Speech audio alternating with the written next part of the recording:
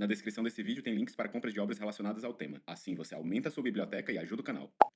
Finalmente, com um esforço, falou e ficou surpreso ao ouvir as próprias palavras, como se alguma outra verdade estivesse usando sua pequena voz. Levarei o anel, disse ele, embora eu não conheça o caminho. Elrond levantou os olhos e olhou para ele, e Frodo sentiu o coração devassado pela agudeza daquele olhar. Se entendo bem tudo o que foi dito, disse ele, penso que essa tarefa é destinada a você, Frodo, e que, se você não achar o caminho, ninguém saberá. É chegada a hora do povo do condado, quando deve se levantar de seus campos pacíficos para abalar as torres e as deliberações dos grandes. Quem entre todos os sábios poderia prever isto? Ou, se são mesmo sábios, por que deveriam esperar sabê-lo até que a hora chegasse? Mas o fardo é pesado, tão pesado que ninguém poderia impô-lo a outra pessoa. Não o imponho a você, mas se o toma livremente, direi que sua escolha foi acertada. Sou eu, quase literalmente, e agora é a hora da sua ação dramática. Você já sabe qual é. Eu não preciso dizer que tem a ver com o botão de like no vídeo e o botão de se inscrever no canal, né? Eu acho que todo mundo já leu um livro, viu um filme ou série e pensou: o que eu faria no lugar desse personagem? Se eu tivesse a chance de estar nessa situação, o que eu escolheria? Diante dessas circunstâncias, qual seria a minha atitude? Independente de se você está na dúvida entre Team Jacob ou Team Edward, ou se você nunca voltaria para Derry para enfrentar o palhaço malvado que te perseguiu quando você era criança. Existe uma série de momentos em uma narrativa em que um personagem precisa tomar uma decisão importante que vai mudar os rumos da história. Quase agora eu li a passagem de A Sociedade do Anel em que Frodo decide levar um anel até Mordor. Mas se ele decidisse voltar para casa porque o trabalho dele já estava feito, dá para perceber que a história seguiria de uma forma muito diferente. Essas escolhas que os personagens tomam no decorrer de uma história são chamadas de ação dramática. Esse é um conceito do escritor David Edgar e é descrito como um personagem tendo um objetivo seguido de uma contradição que impede que ele atinja esse objetivo, deixando o personagem com a escolha entre perseguir o objetivo e lidar com a contradição ou desistir de seu objetivo. Óbvio que nem toda contradição vai deixar o personagem apenas com a escolha binária de continuar ou desistir.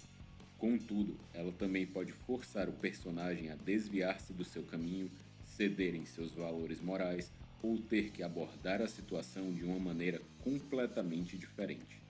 Por exemplo, na famosa peça de Shakespeare, Romeu e Julieta, a Julieta quer ficar com seu amado Romeu, que ela acabou de conhecer, mas as suas famílias não aprovam a união, por vários motivos, incluindo uns golpes fatais feitos com espadas.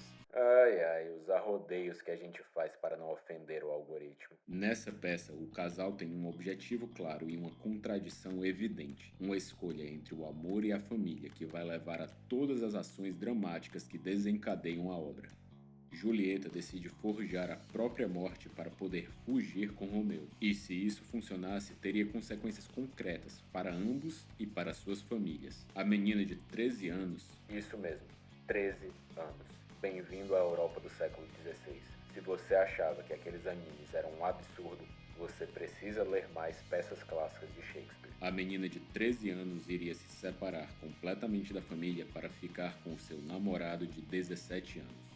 Em outros casos, o obstáculo é mais sutil. Em A Sociedade do Anel, Frodo é incumbido da missão de levar o anel até o Pônei Saltitante, onde ele vai encontrar Gandalf e seguir em segurança até Valfenda.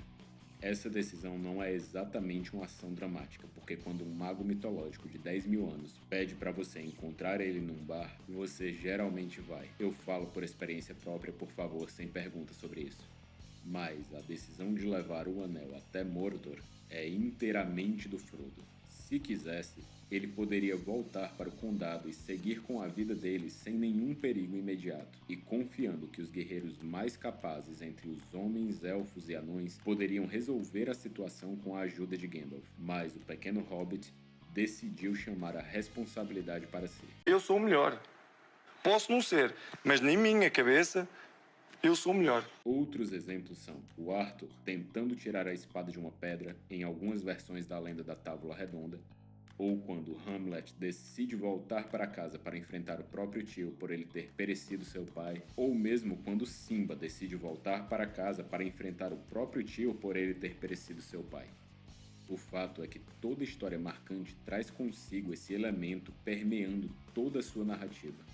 Mas nem só de grandes aventuras e momentos decisivos vivem as ações dramáticas. Por vezes, uma ação simples pode ser colocada nessa categoria, desde que ela seja feita conscientemente e sirva ao propósito de dar continuidade ao enredo.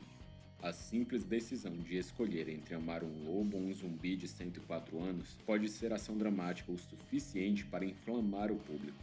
Outra ação dramática, bem mais sutil, é a conversa entre Mirabel e Abuela, quando elas finalmente conseguem entender e perdoar uma a outra. O fato é que toda escolha feita por um personagem e que impacta o decorrer da história é chamada de ação dramática, e é a parte principal para dar vida a essas pessoas imaginárias por quem nós acabamos nos apaixonando.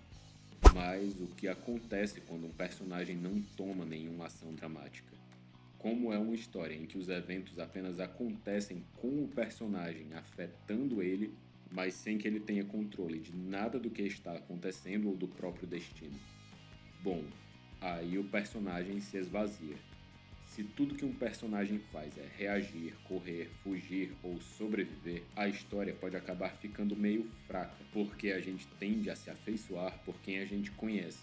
E o melhor jeito de conhecer uma pessoa é pelas ações dela. Afinal, a prática é o critério da verdade. É por essas e outras que até em filmes de terror, com os monstros mais vorazes ou os assassinos mais terríveis, eventualmente os mocinhos têm o seu momento de decidir efetivamente lutar contra o vilão. Seja procurando ajuda, investigando uma forma de derrotar os seus algozes ou procurando uma forma de escapar de suas prisões. Ainda que essas tentativas não sejam bem-sucedidas, é nesse momento que a gente mais torce por eles. E é isso que ficamos esperando do começo ao fim da história, porque é isso que nós queríamos fazer, porque é daí que vem a catarse. Por isso que uma das coisas que mais me dói é quando eu leio uma história e sinto que o personagem não está tomando nenhuma decisão. Ele está só sendo movido pelo mundo ao redor dele e sendo manipulado por outras pessoas ou pela pressão do que se espera dele. Você talvez já tenha ouvido a ideia de que os vilões são mais interessantes porque eles fazem as coisas acontecerem. Pois é, isso acontece quando os protagonistas são chatos, quando eles não têm ações dramáticas. Por isso também que nos livros de distopia a gente normalmente vai acompanhar um protagonista que está lutando contra um governo ditatorial. E o momento que ele decide fazer isso é sempre emocionante, porque é catártico. É o que todo mundo queria fazer naquela situação. Lutar pelo que realmente acredita tem um poder de transformar a si mesmo e aos outros. Mas tem um personagem super famoso que eu odeio pela sua falta de ação dramática. Embora ele seja um dos protagonistas que todo mundo adora e o ator que interpreta ele na adaptação é um homem lindo e fofo, eu não consigo gostar do João das Neves. Mas isso é assunto para outro vídeo. Agora é a hora da sua outra ação dramática para continuar a nossa conversa nos comentários e a gente se tornar quase amigos.